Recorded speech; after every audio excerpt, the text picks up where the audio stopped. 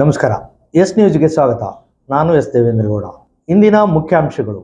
SIR ನಂತರ ಸಿಂಧನೂರು ವಿಧಾನಸಭಾ ಕ್ಷೇತ್ರದ ಮತದಾರರ ಸಂಖ್ಯೆ 1,97,826. ತಹಸೀಲ್ದಾರ್ ಅರುಣ್ಕುಮಾರ್ ದೇಸಾಯಿ.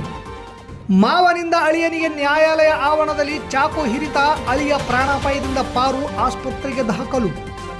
ಮಳೆರಾಯನ ಕೃಪೆಗಾಗಿ ತಿಮ್ಮಾಪುರ ಗ್ರಾಮಸ್ಥರಿಂದ ಸಪ್ತ ಭಜನೆ. ಆಗಸ್ಟ್ 28ರಂದು ಹಡಪದ ಅಪ್ಪನ ಜಯಂತಿ, ಪದಗ್ರಹಣ, ಜನಜಾಗೃತಿ ಸಮಾವೇಶ, ಪ್ರತಿಭಾ ಪುರಸ್ಕಾರ. ಜಮಾಅತೆ ಇಸ್ಲಾಮಿ ಹಿಂದ್ ವತಿಯಿಂದ ಆಗಸ್ಟ್ 26ರಿಂದ ಸೆಪ್ಟೆಂಬರ್ 6ರವರೆಗೆ ಸೀರತ್ ಅಭಿಯಾನ. ಟಿ ಹುಸೇನ್ ಸಾಬ್.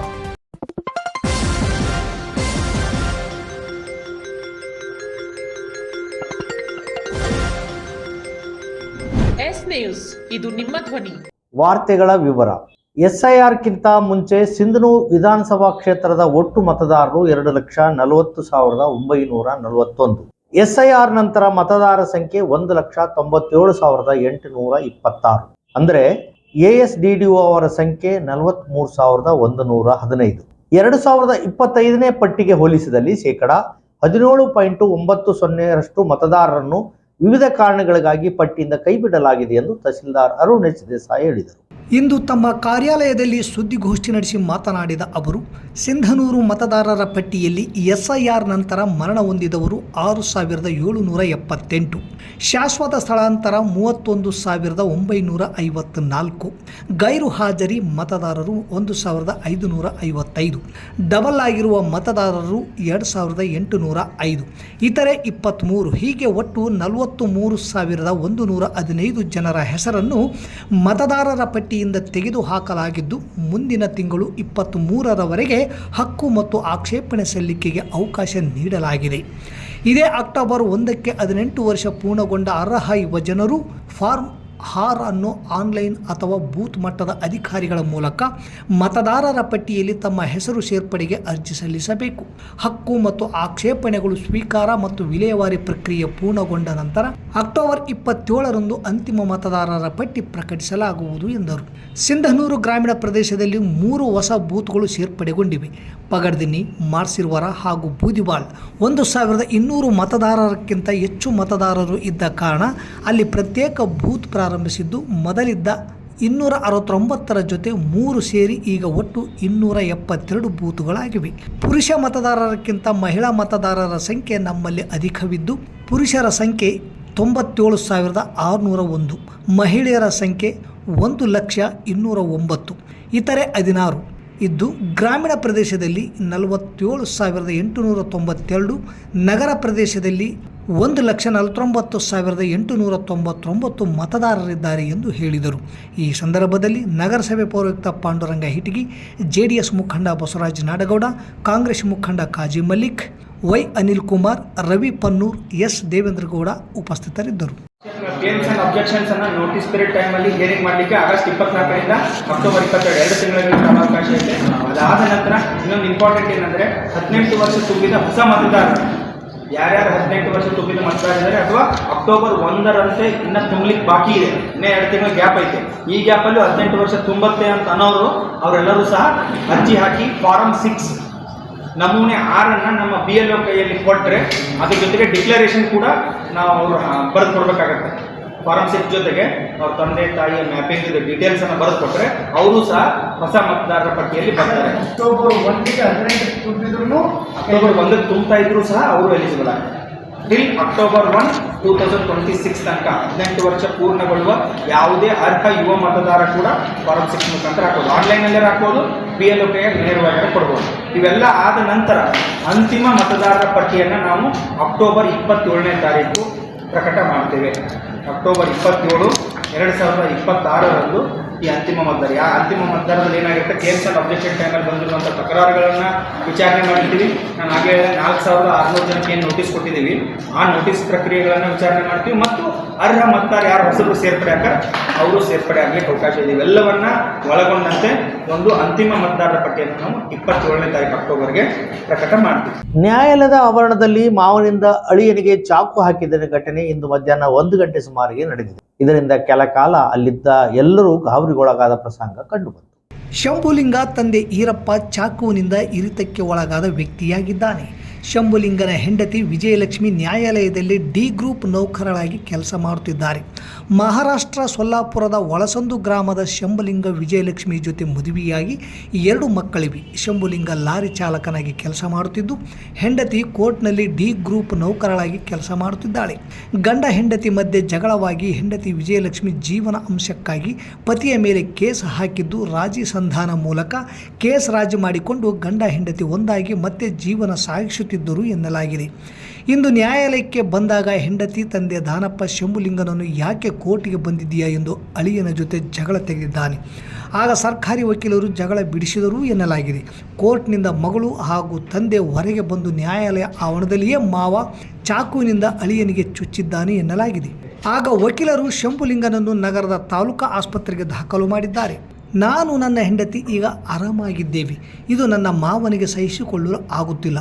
ಇಂದು ನನ್ನ ಲೈಸೆನ್ಸ್ ಸಂಬಂಧ ನ್ಯಾಯಾಲಯದಲ್ಲಿರುವ ಸರ್ಕಾರಿ ವಕೀಲರನ್ನು ಭೇಟಿ ಮಾಡಲು ಬಂದಾಗ ನನ್ನ ಮಾವ ದಾನಪ್ಪ ಯಾಕೆ ಕೋರ್ಟಿಗೆ ಬಂದೆ ಎಂದು ನನ್ನ ಎಳೆದಾಡಿ ತೊಡಗಿದ. ಆಗ ಸರ್ಕಾರಿ ವಕೀಲರು ಜಗಳ ಬಿಡಿಸಿದರು. ನಾನು ಕೋರ್ಟ್ನಿಂದ ಮನೆಗೆ ಹೋಗುತ್ತಿದ್ದಾಗ ಆಗ ನನ್ನ ಮಾವ ನನ್ನ ಮೇಲೆ ಹಲ್ಲೆ ಮಾಡಿದರು. ನನ್ನ ಹೆಂಡತಿ ಹಿಡಿದುಕೊಂಡಳು. ಆಗ ನನ್ನ ಮಾವ ಚಾಕುವಿನಿಂದ ಹಿರಿದು ಕೊಲೆ ಮಾಡಲು ಬಂದರು. ಆಗ ವಕೀಲರು ಬಂದು ನನ್ನ ಜೀವ ಉಳಿಸಿದರು ಎಂದು ಹಲ್ಲೆಗೊಳಗಾದ ಶಂಭುಲಿಂಗ ಮಾಹಿತಿ ನೀಡಿದ್ದಾರೆ.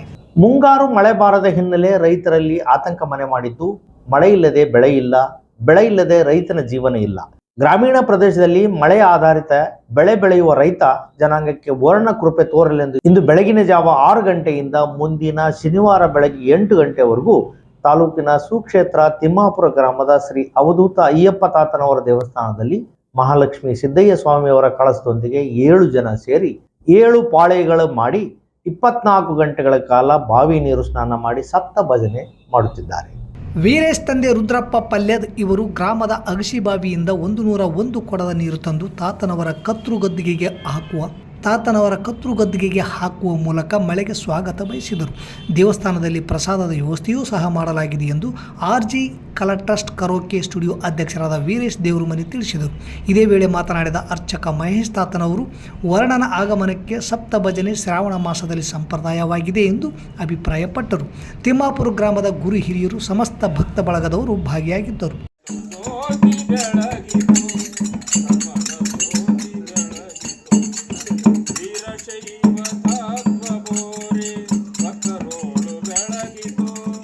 ಅಖಿಲ ಕರ್ನಾಟಕ ಹಡಪದ ಸೇವಾ ಸಂಘ ಹಾಗೂ ಹಡಪದ ಸಮಾಜ ತಾಲೂಕಾ ಘಟಕದ ವತಿಯಿಂದ ಶರಣ ಹಡಪದ ಅಪ್ಪಣ್ಣನವರ 892ನೇ ಜಯಂತ್ಯೋತ್ಸವ, ಹಡಪದ ಅಪ್ಪಣ್ಣ ಯುವಕ ಸಂಘದ ತಾಲೂಕಾ ನೂತನ ಪದಾಧಿಕಾರಿಗಳ ಪದಗ್ರಹಣ, ಜನಜಾಗೃತಿ ಸಮಾವೇಶ, ಪ್ರತಿಭಾವಂತ ವಿದ್ಯಾರ್ಥಿಗಳಿಗೆ ಪ್ರತಿಭಾ ಪುರಸ್ಕಾರ ಮತ್ತು ನಿವೃತ್ತ ನೌಕರಿಗೆ ಸನ್ಮಾನ ಕಾರ್ಯಕ್ರಮ ಆಗಸ್ಟ್ 28ರಂದು ಬೆಳಗ್ಗೆ 10 ಗಂಟೆಗೆ ನಗರದ ಟೌನ್ ಹಾಲ್ನಲ್ಲಿ ಹಮ್ಮಿಕೊಳ್ಳಲಾಗಿದೆ ಎಂದು ಹಡಪದ ಸಮಾಜದ ತಾಲೂಕು ಘಟಕದ ಅಧ್ಯಕ್ಷ ಭೀಮಣ್ಣ ಬೆಳಗುರ್ಕಿ ತಿಳಿಸಿದರು.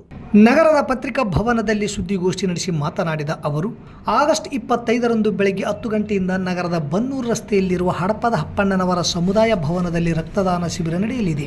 ಆಗಸ್ಟ್ 28ರಂದು ಬೆಳಗ್ಗೆ 10 ಗಂಟೆಗೆ ಬಸವ ವೃತ್ತದಿಂದ ಅಪ್ಪಣ್ಣನವರ ಭಾವಚಿತ್ರವನ್ನು ವಿವಿಧ ಕಲಾ ತಂಡಗಳೊಂದಿಗೆ ಟೌನ್ ಹಾಲ್ವರೆಗೆ ಮೆರವಣಿಗೆ ನಡೆಸಲಾಗುವುದು. ತಂಗಡಿಗೆ ಹಡಪದ ಅಪ್ಪಣ್ಣ ಗುರುಪೀಠದ ಅನ್ನದಾನ ಭಾರತಿ ಅಪ್ಪಣ್ಣ ಮಹಾಸ್ವಾಮಿ ಸಾನ್ನಿಧ್ಯ ವಹಿಸುವರು ಎಂದರು.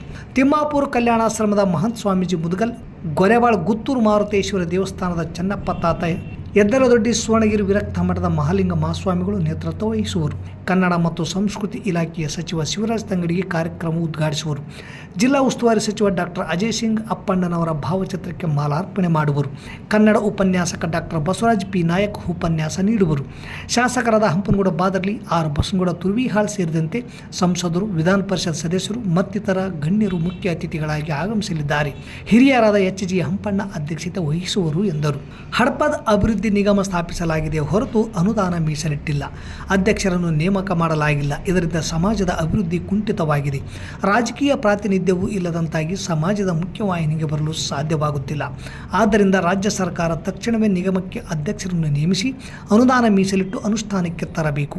ಹಡಪದ ಸಮಾಜದ ಆರ್ಥಿಕ, ಸಾಮಾಜಿಕ, ರಾಜಕೀಯವಾಗಿ ಅಭಿವೃದ್ಧಿ ಹೊಂದಲು ರಾಜ್ಯ ಸರ್ಕಾರ ವಿಶೇಷ ಆದ್ಯತೆ ನೀಡಬೇಕು ಎಂದು ಸಮಾಜದ ಹಿರಿಯ ಮುಖಂಡ HG ಹಂಪಣ್ಣ ಒತ್ತಾಯಿಸಿದರು. ಈ ವೇಳೆ ಹಡಪದ ಸಮಾಜದ ಖಜಾಂಚಿ ಕಾಶಣ್ಣ ಎಂ, ಸಂಘಟನಾ ಕಾರ್ಯದರ್ಶಿ ರಾಜು H, ಮಹಿಳಾ ಘಟಕ ಘಟಕದ ಅಧ್ಯಕ್ಷೆ ರೇಣುಕಾ ಶರಣು, ಯುವ ಘಟಕದ ಅಧ್ಯಕ್ಷ ವೀರೇಶ್ ಗೊಬ್ಬರ್ಕಲ್, ಉಪಾಧ್ಯಕ್ಷ ಗುರುರಾಜ್ ಅಮರಾಪುರ್, ಪ್ರಧಾನ ಕಾರ್ಯದರ್ಶಿ ಪ್ರಶಾಂತ್ ಕುಮಾರ್, ಗೌರವಾಧ್ಯಕ್ಷ ಗಣೇಶ್ ವಿರುಪಾಪುರ, ಮುಖಂಡರಾದ ದೊಡ್ಡಪ್ಪ, ಸಿದ್ದು ಮಾಡಿಸಿರುವಾರ್, ಮಲ್ಲಿಕಾರ್ಜುನ್ ಬೆಳಗುರ್ಕಿ ಇದ್ದರು. ಕ್ರಾಂತಿಯ ಜ್ಯೋತಿ ಪ್ರವಾದಿ ಮಹಮ್ಮದ್ ಎಂಬ ಘೋಷವಾಕ್ಯದಡಿಯಲ್ಲಿ ಆಗಸ್ಟ್ 26ರಿಂದ ಸೆಪ್ಟೆಂಬರ್ 6ರವರೆಗೆ ಸೀರತ್ ಅಭಿಯಾನವನ್ನು ಜಮಾಯತ್ ಇಸ್ಲಾಂ ಹಿಂದ್ ವತಿಯಿಂದ ಪ್ರವಾದಿ ಮೊಹಮ್ಮದ್ ಪೈಗಂಬರರ ಜನ್ಮ ದಿನಾಚರಣೆ ಅಂಗವಾಗಿ ಸಿಂಧನೂರು ತಾಲೂಕು ಸೇರಿದಂತೆ ರಾಜ್ಯಾದ್ಯಂತ ನಡೆಯಲಿದೆ ಎಂದು ತಾಲೂಕು ಘಟಕದ ಅಧ್ಯಕ್ಷ ಟಿ ಹುಸೇನ್ ಸಾಬ್ ಹೇಳಿದರು. ನಗರದ ಪತ್ರಿಕಾ ಭವನದಲ್ಲಿ ಸೋಮವಾರದಂದು ಸುದ್ದಿಗೋಷ್ಠಿ ನಡೆಸಿ ಮಾತನಾಡಿದ ಅವರು, ಮನುಕುಲಕ್ಕೆ ಸಮಾನತೆ, ಘನತೆ, ನ್ಯಾಯ ಕಲ್ಪಿಸುವುದು ಹಾಗೂ ಅನೇಕ ವಿಮೋಚನೆಗಳಿಂದ ಬಿಡುಗಡೆ ಮಾಡುವುದು ಪ್ರವಾದಿ ಮುಹಮ್ಮದ್ ಅವರ ತತ್ವ ಸಿದ್ಧಾಂತಗಳಾಗಿವೆ. ಅವುಗಳನ್ನು ಜನಸಾಮಾನ್ಯರಿಗೆ ತಿಳಿಸುವ ಉದ್ದೇಶದಿಂದ ಪ್ರತಿ ವರ್ಷ ಸೀರತ್ ಅಭಿಯಾನ ನಡೆಸುತ್ತಾ ಬರಲಾಗುತ್ತಿದೆ. ಈ ಅಭಿಯಾನದ ಭಾಗವಾಗಿ ಪ್ರಗತಿಪರ ಚಿಂತಕರಾದ ಯೋಗೀಶ್ ಮಾಸ್ಟರ್ ರಚಿಸಿದ ಮಾನವ ಮನಸ್ಸಿನ ಕೃಷಿಕ ಮನದೊರೆಯ ಮುಹಮ್ಮದ್ ಹಾಗೂ ಎಎಸ್ ಪುತ್ತಿಗೆ ರಚಿಸಿದ ಸಮಗ್ರ ಕ್ರಾಂತಿಯ ಜ್ಯೋತಿ ಬೆಳಗಿದ ಪೈಗಂಬರ್ ಎಂಬ 2 ಪುಸ್ತಕಗಳನ್ನು ಬಿಡುಗಡೆ ಮಾಡಲಾಗುವುದು.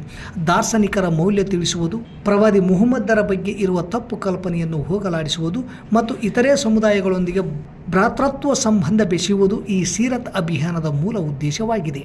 ಹೀಗಾಗಿ ಆಗಸ್ಟ್ 26ರಂದು ನಗರದ ಹಳೆ ಬಜಾರ್ನ ಮಸೀದ್ ಹುದಾದಲ್ಲಿ ಪೌರ ಕಾರ್ಮಿಕರಿಗೆ ಸನ್ಮಾನ ಹಾಗೂ ಔತಣಕೂಟ ವ್ಯವಸ್ಥೆ ಏರ್ಪಡಿಸಲಾಗಿದೆ.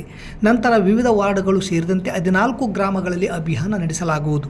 ಸೆಪ್ಟೆಂಬರ್ 12ರಂದು ಬೃಹತ್ ಸಾರ್ವಜನಿಕ ಕಾರ್ಯಕ್ರಮ ನಡೆಯಲಿದ್ದು, ಚಿಂತಕರಾದ ಮುಹಮ್ಮದ್ ಕುಯಿ ಮತ್ತು ನಿಕೇತ್ ರಾಜ್ ಮೌರ್ಯ ಆಗಮಿಸಲಿದ್ದಾರೆ ಎಂದರು.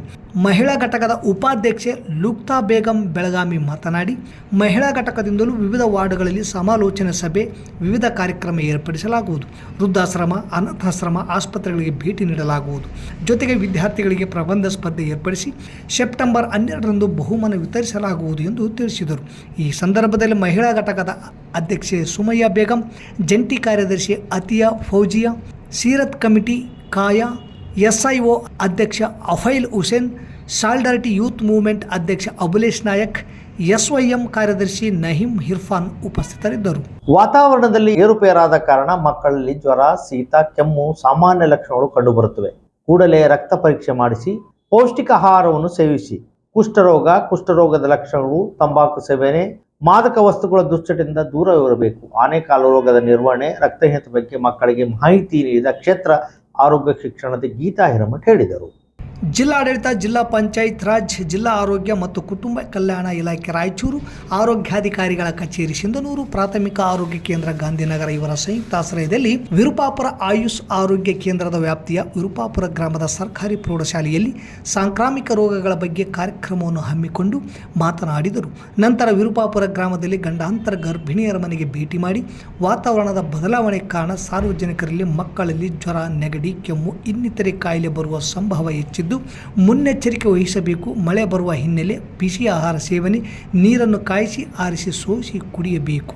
ಗರ್ಭಿಣಿಯರಲ್ಲಿ ಜ್ವರದ ಲಕ್ಷಣ ಡೆಂಗ್ಯೂ, ತೀವ್ರತರ ಜ್ವರ, ಮೈಕೈ ನೋವು, ಸುಸ್ತು ಕಾಣಿಸಿಕೊಳ್ಳುತ್ತದೆ.